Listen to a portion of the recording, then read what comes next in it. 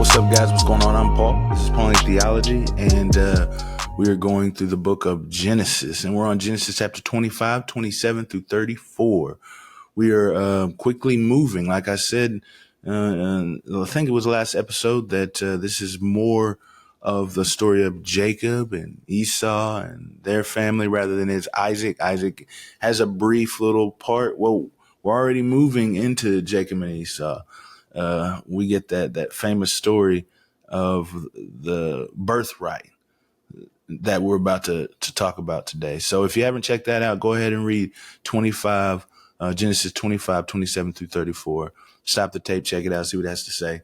And if you have read, then let's jump on into it, man. What's the scripture saying? What's the author conveying? What's he actually saying here in Genesis? Well, it says that the kids grew up. It says they got big, man. And then it says what they did, that Esau was a game hunter. He was a big game hunter, man. He could hunt, he can catch, he can get food. And it says Jacob was a homebody, that he just chilled, really, in the tent. And it says that Isaac loved Esau because he liked to eat. And then it said that Rebekah loved Jacob. And then it tells the story that Jacob was cooking some food, man. He was making some stew. And Esau came out from the field, man, from hunting, and he was hungry. He was famished, man. He was tired. He was weary. And so he asked Jacob, he was like, man, he's like, let me gulp up some of that food you got there, bro.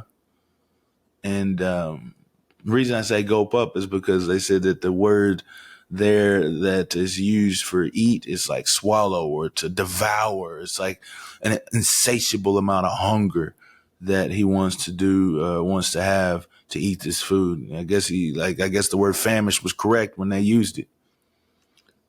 But he's like, let me eat some of that red stuff you got there, man. And it's funny because then they's like, that's why they call his name Edom. It's like, you know, them homeboys get their names from what they do. They get nicknames because of what they do or how they act. And so they call him Edom, which means red, because he's like, man, he wanted to eat that red stuff up, dude. Because he wanted to eat that red stuff up. But I think it's also tied to the fact that it was the red stuff that he lost his birthright. And so because of that, they call him Edom, which it kind of stinks, you know, to have a name like that, to be called by something you did bad. But it's what you do, man. It's your life. So real quick note, man, make sure that your life you live is in such a way that the nickname they give you gives you honor rather than dishonor. Because now if you think about Edom, you're thinking about the fact that he sold his birthright for some red stuff. Instead, you know, you could have a name where it means like Israel, man. You know, it's like we're going to read about that later. It says struggle with God and win. Or not win, but struggle with God and be blessed, right? The one who struggles with God, one who wrestles with God. That's what Jacob ends up being, even though his name is Deceiver. We didn't even talk about that, but I'm going way off. If you guys want to hear anything about that, just let me know, put it in the comments. But anyway, then Jacob was like, okay, if you want some of this food, go ahead and sell me your birthright. And he's like, dude, I don't even care about that birthright. I'm about to die, dude. He's like, I'm so hungry, I could die right now. And so he was like, okay, if that's true, swear to me right now. And he says he swore. And so he gave him some of that stew. He gave him some lentil stew. And it says that Esau ate, he drank, he rose, he left.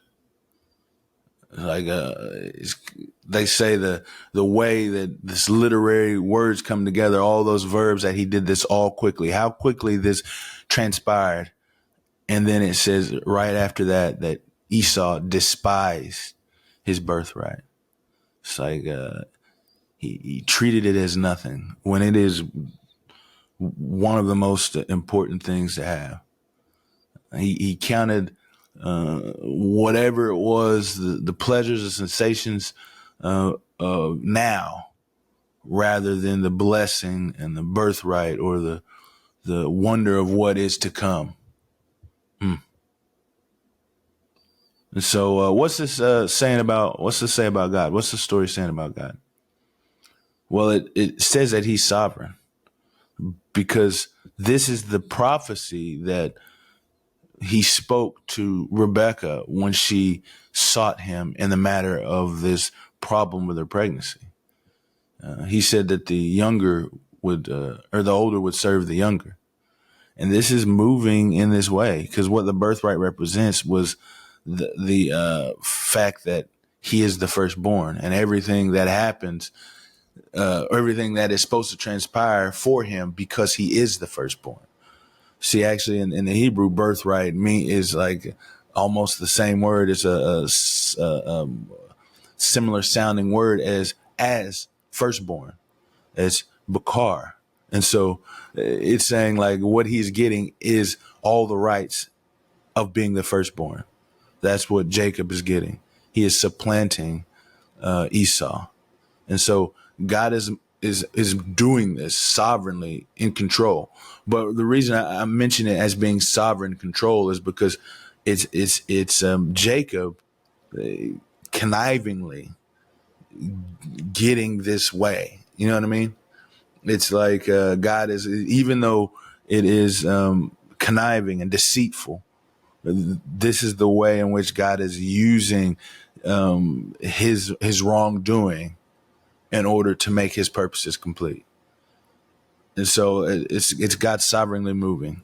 And in the application, we'll talk about that because I think it has high implications. And we'll actually see God's sovereignty moving through people's sin in a lot of ways as we continue reading through Genesis, because God is able to use evil for good. That's what's amazing about God, is the fact that he can use what's broken in this world to make things great. What's to say about man? Well, I just think here about the favoritism of each is that it's just tough, man. Like it says that Rebecca loved Jacob and Esau, and Isaac loved Esau. And it's just tough to have favoritism. We're going to see it play out as we continue to read this saga of Jacob and Esau. It's going to play out, and it's going to be tough. And so I just wanted to speak on the, I just wanted to speak on the fact that favoritism is tough, and that it could hurt families, and it has hurt this family, and we'll see that.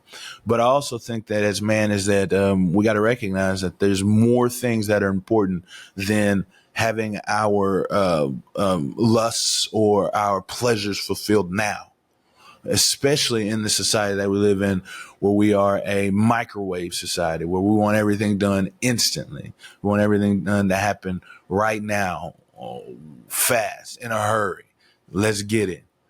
Because there is an importance to holding to the things of the future, that there is an importance to things, that there is more important things than our pleasures right now. So how do we apply these things to our lives? The fact that God is sovereign and that there's more important things to our life than now. Well, I think it's important to realize that in every situation, God is in control. Even when it seems difficult and hard for us, or it seems like the world is crashing down, or they're in total animosity against us, is that God, if you are walking in his truth, living according to his way, that these things will work together. It's easy to say, though. It's easy to just spout that off. But the truth is, that's a promise that he has made, is that he is in control, and that he will allow things to work out for our good. And so that sovereignty is just an important thing to trust in. And that's one thing that we want to do here is help you to trust in Jesus more. And so that is why we read the scriptures. That's why we ask, what does the scriptures say about him? We ask, is it showing his faithfulness? Because if we see his faithfulness to his promise, if we see his sovereignty over all situations, then we begin to trust in those things. And that allows us to get through those difficult times. And then when we see the purposes behind them, then we realize it's for our good. And when I say for our good, it means that we will look more like Christ, that we will be more righteous, more holy, and more perfect to the image that God had originally created us to be and that we had fallen from. It says we fall short from that image, but God is moving in every way in his sovereignty and in his faithfulness to restore that image in us, that we might look like him once again. So I hope that encourages you today, that if you're going through something or struggling through something, then that we should be trusting in him because he is faithful. He is in control. He's sovereign. He has all power and all wisdom. And so he moves these things in order for us to become what we once were. And that is what I'm waiting on. So I thank you guys for listening, and I'll see you in the next episode.